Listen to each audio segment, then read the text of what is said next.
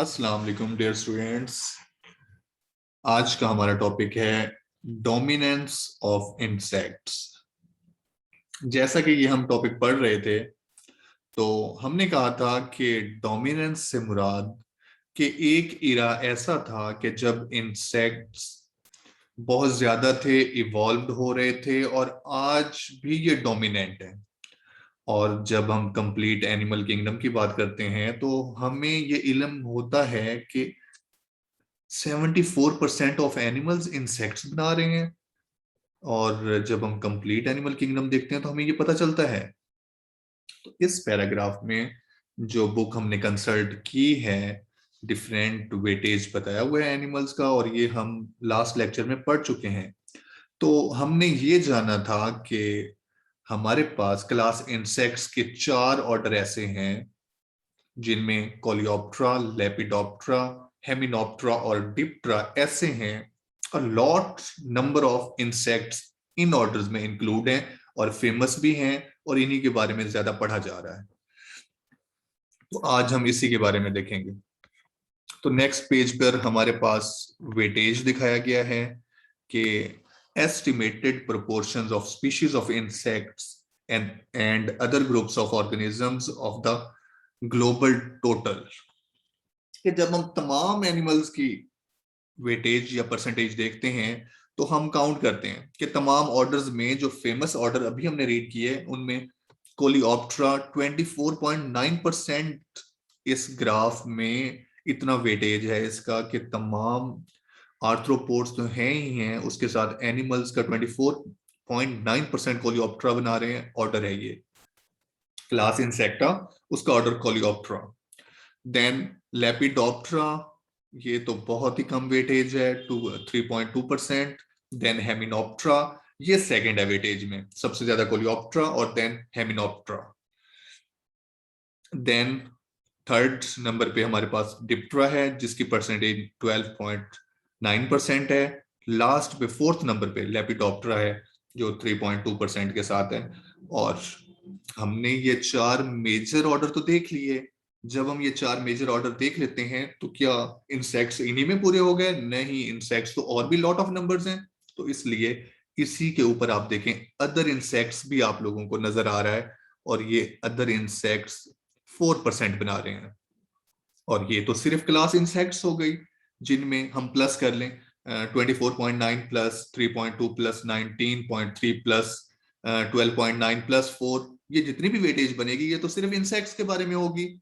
और लेकिन आर्थ्रोपोड्स तो पीछे बाकी हैं। फाइलम आर्थ्रोपोड है, उसमें तो डिफरेंट क्लासेस हैं जो प्रिंसिपल क्लासेस हमने डिस्कस की थी। और उनमें हमारे पास चीलोपोडा, अरेक्नेटा, इंसेक्टा और इसके अलावा भी 2 नाम और थे जो हमने पढ़े थे। तो वेटेज ये हो जाता है। तो इसके अलावा सिर्फ हमारे पास 6.7% अदर इनवर्टिब्रेट्स बचते हैं, 0.2% vertebrates and 4.4% higher plants, then 18.4% micro organisms. और हमारी वर्ल्ड के 5 किंगडम इस हमारे पास पिक्चर में डिस्क्राइब हो जाते हैं। तो अब आते हैं हम एंडोस्केलेटन की तरफ। हम पढ़ क्या रहे हैं? हम ये पढ़ रहे हैं कि आखिर इंसेक्ट्स डोमिनेंट इवॉल्व्ड हुए और फिर डोमिनेंट हुए और अभी तक हैं क्यों हैं। तो उनकी कैरेक्टरिस्टिक्स में पहली कैरेक्टरिस्टिक्स उनका स्केलेटन है। और आप लोगों को पता है कि स्केलेटन की 3 टाइप्स हैं। उनमें हमारे पास एंडोस्केलेटन होता है, एक्सोस्केलेटन होता है और हाइड्रोस्टैटिक स्केलेटन होता है। जब हम देखते हैं तो वैसे फेमस हाइड्रोस्टैटिक स्केलेटन में हमारे पास अर्थवर्म आ जाता है, एक्सोस्केलेटन में आर्थ्रोपोड्स आ जाते हैं और एंडोस्केलेटन स्केलेटन में ह्यूमन खुद है। तो हम इंसेक्ट्स पर वापस आते हैं और देखते हैं कि एक्सोस्केलेटन में क्या कैरेक्टरिस्टिक्स हैं कि वो इंसेक्ट्स को डोमिनेंट होने में रोल प्ले करती हैं। तो हम देखते हैं कि heart chitinous exoskeleton provides area for muscle attachment. जब आपने एफएससी की बुक पढ़ी थी तो वहां एक वर्ड इस्तेमाल किया गया है, रिज। तो रिज क्या होता है कि हम देखते हैं कि हमारी घर में या रूम में जो विंडो लगा होता है, अगर वो एल्यूमिनियम का बना हुआ है तो उसके ऊपर एक ऐसे किनारे बने हुए हैं जिसमें हमारा शीशा फिक्स हुआ खड़ा है। अगर वो किनारे ना हो तो शीशा, उसको सपोर्ट कौन करे, उसको होल्ड कौन करे? तो वैसे ही जो एक्सोस्केलेटन होता है वो अंदर की तरफ मुड़कर एक ऐसी कंडीशन क्रिएट कर देता है कि मसल्स उसमें फिक्स हो जाएं। तो ऐसा होता है इनमें। Protects muscles and internal organs from mechanical injury. जब ये उसके साथ अटैच हो जाएंगे, मूवमेंट भी हो रही है, उनकी बॉडी की प्रोटेक्शन भी हो रही है, तो मसला कहां हुआ, इनका तो फायदा हो गया। And prevents desiccation of the body. इनका जो एक्सोस्केलेटन होता है वो तो डेड सेल पर मुश्तमिल होता है। जब ऐसा होता है तो उनसे कैसे ट्रांसपेरेशन, डिफ्यूजन या कुछ और ऐसा फेनोमिना हो, वेपोरेशन हो, कि इनकी बॉडी से जो वाटर वेपर्स हैं वो उड़कर बाहर चले जाएं, तो हर तरह से प्रोटेक्टेड हो गया ये। The exoskeleton has also turned the appendages into good tools for digging, preying and oviposition.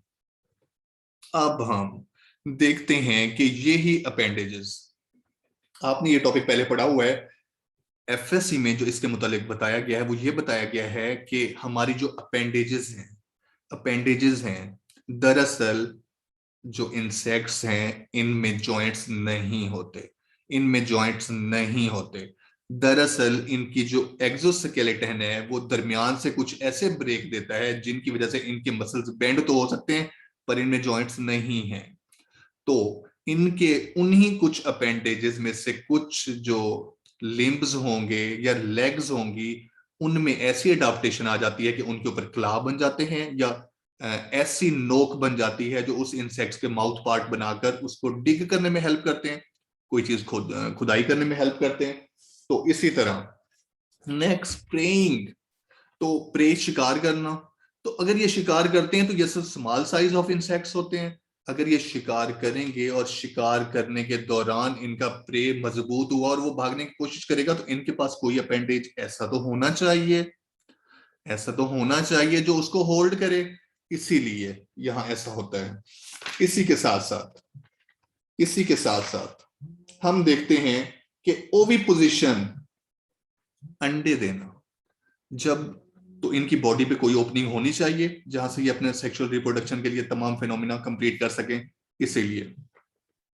तो नेक्स्ट पॉइंट में exoskeleton maintains the shape of the body much more efficiently than does the endoskeleton. अगर body में endoskeleton हो, अगर body में endoskeleton हो तो हम ये जान लें कि उसकी जो बॉडी के एक्सटर्नल ऑर्गन है वो तो एक्सपोज हैं एनिमी के लिए, तो हमारा इंटरनल जो स्केलेटन होगा वो हमारी बॉडी को सपोर्ट करने के लिए और हमें मेंटेन करने के लिए तो काफी है। लेकिन हमारे जो एक्सटर्नल ऑर्गन जो एंडोस्केलेटन के अलावा हैं वो ऑन रिस्क हैं। लेकिन इंसेक्ट्स क्योंकि ये छोटे ऑर्गेनिज्म है और इन पर एक्सोस्केलेटन का होना इनके लिए सरवाइव करने का सबसे बेहतरीन जरिया है। तो हमारा ये फर्स्ट पार्ट हो गया, तो सेकंड पार्ट हम नेक्स्ट क्लास में करते हैं।